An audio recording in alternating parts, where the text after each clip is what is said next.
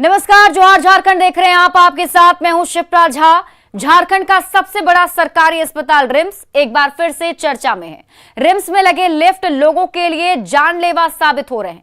शनिवार को कुछ लोग लिफ्ट में फंस गए थे, जिनकी जान मुश्किल से बची। लोग बताते हैं कि किडनी की बीमारी से जूझ रहा एक बच्चा भी लिफ्ट में फंस गया था, जिसकी बाद में मौत हो गई। न्यूज 18 ने रिम्स में लिफ्ट का रियलिटी चेक किया।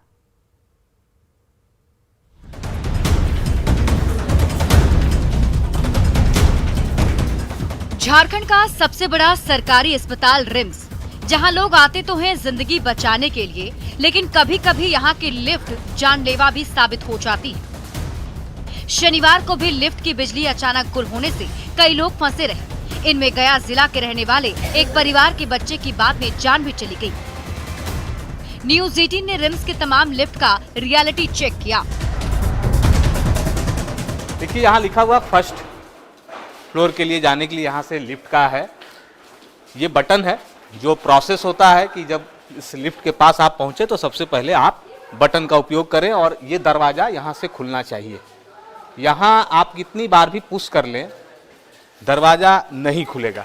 एक और ठीक बगल में लिफ्ट है, यहाँ भी देखिए लिखा हुआ है लेबर रूम, चौथा तल्ला। मतलब यहाँ से जो वैसी महिलाएं जो यहाँ आएंगी, जो गर्भवती हैं, उनको अगर ऊपर जाना हो तो इस लिफ्ट का उपयोग करना है।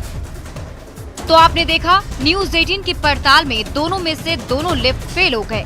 लेकिन ऐसा नहीं है कि ऐसा हाल सिर्फ इन्हीं दो लिफ्ट का है। न्यूज 18 संवाददाता अविनाश ने कुछ और लिफ्ट की पड़ताल की। रिम्स में जब आप लिफ्ट की पड़ताल करेंगे तो किसी एक लिफ्ट की हम बात नहीं करेंगे। कई ऐसे लिफ्ट हैं जो काम नहीं कर रहे हैं। इससे पहले जो हमने आपको तस्वीरें दिखाई, वहाँ भी लिफ्ट काम नहीं कर रहा था। अभी हम दो लिफ्ट के पास खड़े हैं। मेरे ठीक पीछे अगर आप देखें, ये ग्रिल वाली लिफ्ट है। यहाँ अगर आप बटन को पुश करें, वही तस्वीर, न तो ये खुल सकता है, न ये बंद हो सकता है, न ये ऊपर जाने वाला है या न नीचे जाने वाला है। लिफ्ट इसी तरह फंसा पड़ा है, आधे पर है। दूसरे की अभी अगर आप देखें तो वही तस्वीर है। यहाँ भी आपको किसी तरह का कोई काम करता हुआ लिफ्ट नहीं दिखेगा। जो यहाँ लोग आते हैं, यहाँ से उन्हें वापस जाना पड़ता है।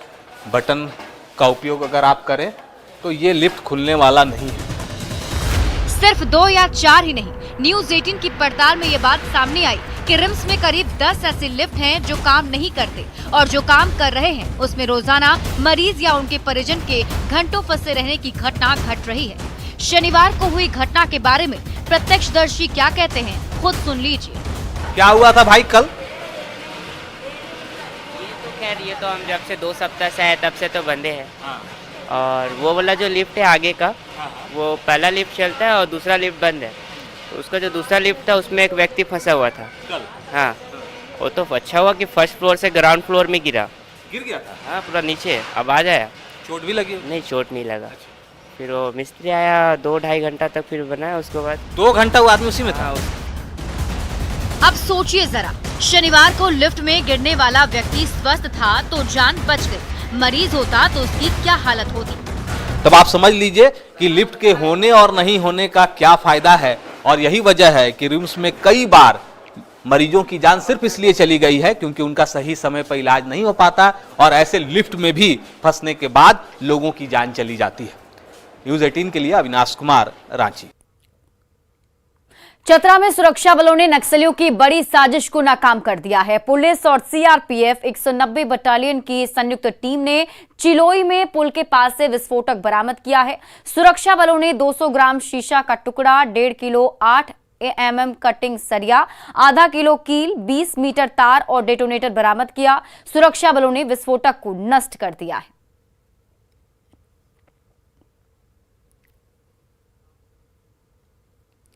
रांची के नगरी थाना के ललगुटवा निवासी सूरज महली की हत्या मामले में पुलिस ने कार्रवाई की। पुलिस ने हत्या में शामिल 2 आरोपियों को गिरफ्तार किया है। वहीं बाकी आरोपियों की गिरफ्तारी के लिए छापेमारी की जा रही है।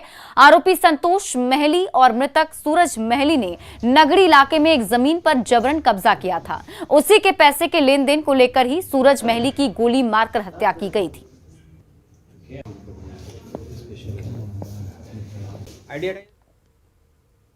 रांची में कोलकाता से चल रहे शराब सिंडिकेट का भंडाफोड़ हुआ है। मामले में उत्पाद विभाग ने कार्रवाई करते हुए 4 शराब माफियाओं को धर दबोचा।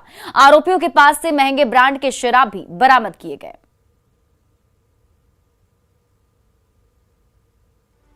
टेबल पर पड़ी शराब डोर टू डोर सप्लाई के लिए रखी गई थी।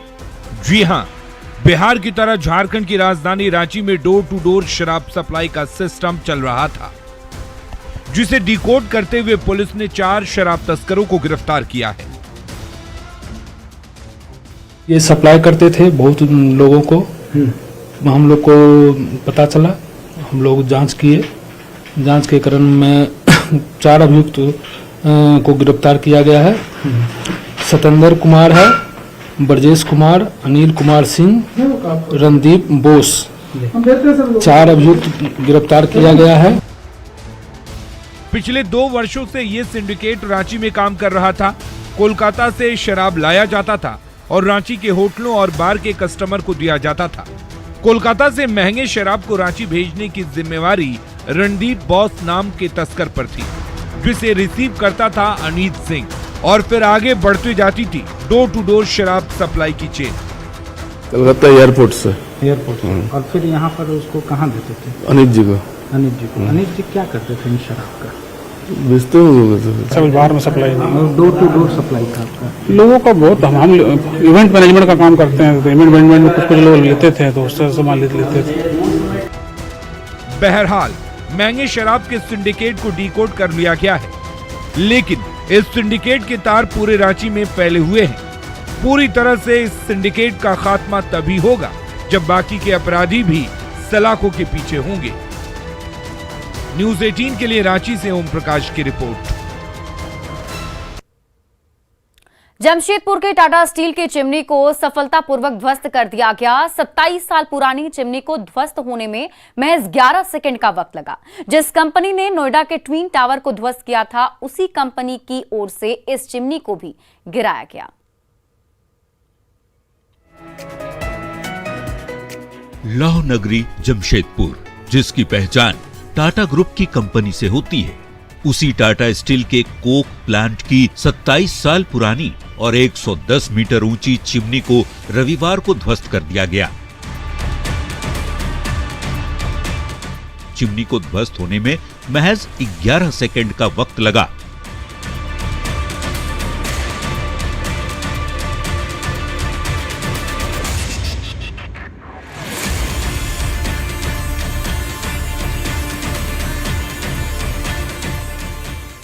तय समय के मुताबिक सुबह 11 बजे चिमनी ध्वस्त की गई। 0 डिग्री में ध्वस्त की गई चिमनी से किसी तरह का कोई नुकसान नहीं हुआ। टाटा स्टील की ओर से प्रेस कॉन्फ्रेंस कर इसकी जानकारी दी गई। 110 मीटर की ये बिल्डिंग को आज इम्प्लोड किया, एक्सप्लोसिव लगा के कंट्रोल वे में उसको टिल्ट किया एक डायरेक्शन में जहाँ गिरना चाहिए, और वो हम लोग 11 बजे आज किए 27 नवंबर को। 11 सेकंड के अंदर ये पूरा कार्यक्रम खत्म हुआ और जैसा हम लोगों ने प्लान किया था वैसे ही हुआ। इसमें minimum noise, minimum vibration, minimum dust, ये सब चीज कुछ नहीं था, बहुत सेफ हुआ। ऐसा पहली बार हुआ जब चालू कंपनी के परिसर में कर्मचारियों की ड्यूटी के दौरान चिमनी को ध्वस्त किया गया। टाटा स्टील के कोक प्लांट के बैटरी 5 स्थित इस पुरानी 110 मीटर ऊंची चिमनी को ध्वस्त करने का ठेका एडिफाइस इंजीनियरिंग कंपनी को दिया गया था। ये वही कंपनी है जिसने हाल ही में नोएडा के ट्विन टावर को ध्वस्त किया था। न्यूज़ 18 के लिए जमशेदपुर से कुमार प्रभंजन की रिपोर्ट। और इसी बीच रांची से बड़ी खबर सामने आ रही है। पूजा सिंघल का नया ठिकाना बना है होटवार जेल। जी हां, पूजा सिंघल को अब होटवार जेल शिफ्ट कर दिया गया है। आपको बता दें कि रिम्स के पेइंग वार्ड में पूजा सिंघल इलाजरत थी। फर्जी कागजात से जमानत मांगना महंगा पड़ गया। निलंबित आईएएस हैं पूजा सिंघल। मनरेगा घोटाले में न्यायिक हिरासत में फिलहाल हैं और अब उन्हें होटवार जेल भेज दिया गया है। आपको बता दें कि 11 मई को ईडी ने पूजा सिंघल को गिरफ्तार किया था। इसके बाद से वो जेल में बंद हैं। गिरफ्तार होने के बाद से पूजा सिंघल के वकील ने ईडी कोर्ट में जमानत के लिए याचिका दायर की थी, जिसमें खराब स्वास्थ्य का हवाला दिया गया था, जिसे ईडी कोर्ट ने खारिज कर दिया। इसके बाद पूजा सिंघल की ओर से झारखंड हाईकोर्ट में जमानत याचिका दायर की गई थी, जिसे कोर्ट ने खारिज कर दिया है। जमानत याचिका होने की वजह से पूजा सिंघल को आज होटवार जेल भेज दिया गया।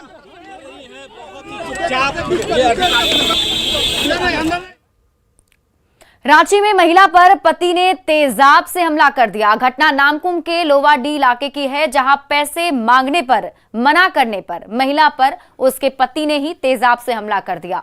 महिला का पति नशाखोर बताया जा रहा है। पीड़िता को रिम्स में भर्ती कराया गया है, जहां बर्न वार्ड में उसका इलाज चल रहा है। आरोपी की पहचान आमिर के रूप में की गई है। वहीं पीड़िता का नाम हिना बताया जा रहा है। पुलिस आरोपी की तलाश में छापेमारी कर रही है। उसके बाद अंजुमन गए। कैसे जलाया? तेजाब से जलाया। उसके बाद अंजुमन गए तो इसका एक देवर था और ये थी, तो ये साल ओढ़ी हुई थी। उसके बाद ये मेरे में लपट गई। हम पूछे कैसे हुआ बेटा, तो बोल रहे हैं कि तेजाब फेंक दिया। तो कैसे फेंक दिया, तो हम बरस कर रहे थे और वो घर से निकला, हमको देख के मुस्कुराया, जग में लिए हुआ था तेजाब, फेंक के और कपड़ बैग टांगा और निकल के भाग गया। झारखंड में सरकारी राशन का घोटाला कोई नई बात नहीं है, लेकिन इस बार जो हुआ है वो वाकई हैरान कर देने वाला है। दरअसल इस बार तो रांची के मांडर में लाभुक के बीच वितरण के लिए निकला राशन रास्ते से गायब हो गया। और उससे भी हैरानी की बात यह है कि वो राशन गया कहां, किसी को इसके बारे में जानकारी नहीं है। आप ये रिपोर्ट देखिए।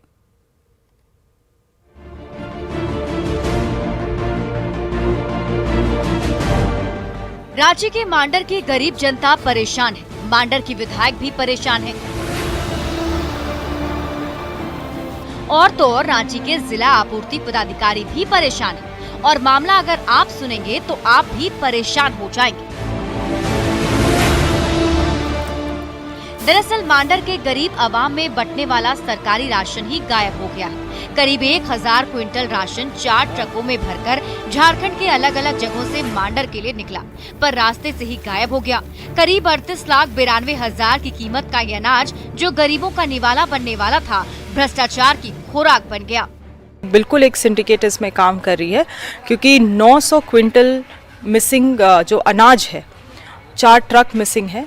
और उसमें से अगर आप रिपोर्ट देखेंगे तो एक ट्रक जो है सितंबर के महीने पे FCI गोडाउन से निकला है।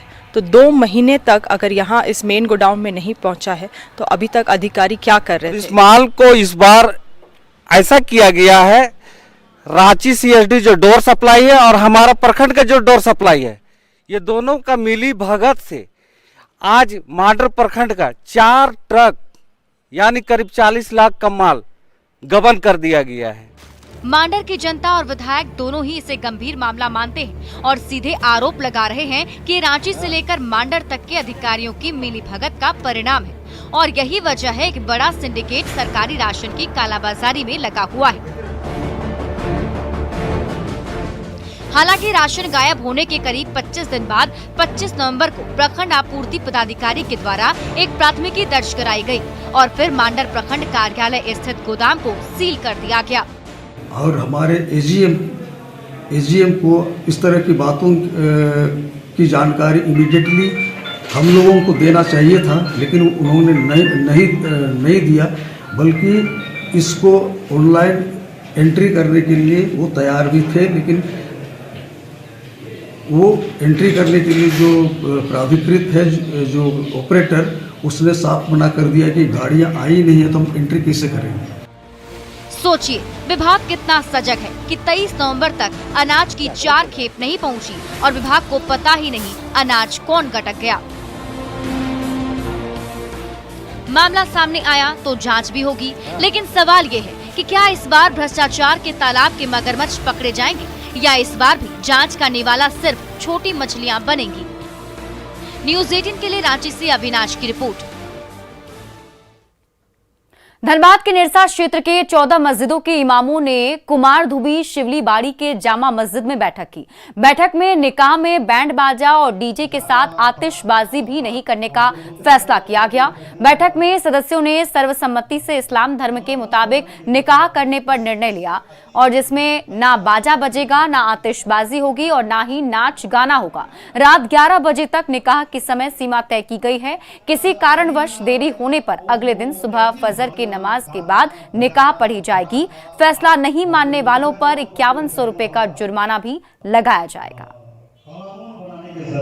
के बाद ये बात तय पाई कि किसी भी बारात में अगर गाना बजाना, बाजा, नाचना, पटाखा, आतिशबाजी अगर होती है तो निकाह नहीं पढ़ाया जाएगा।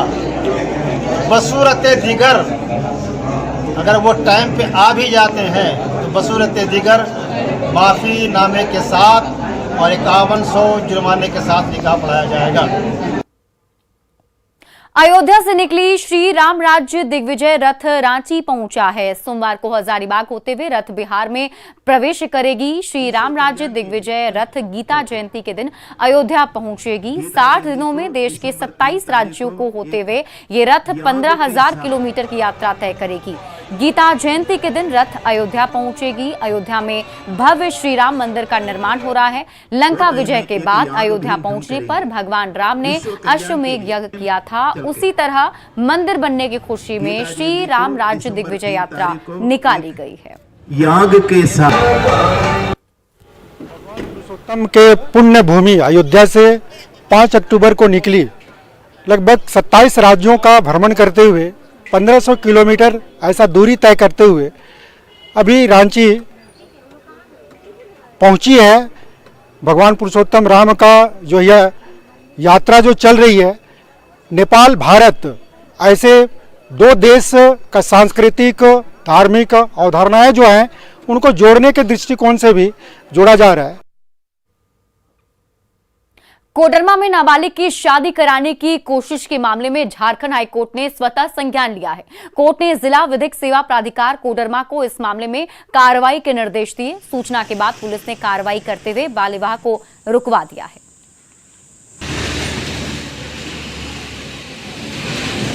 त्वरित कार्रवाई करते हुए CWC एवं CDPO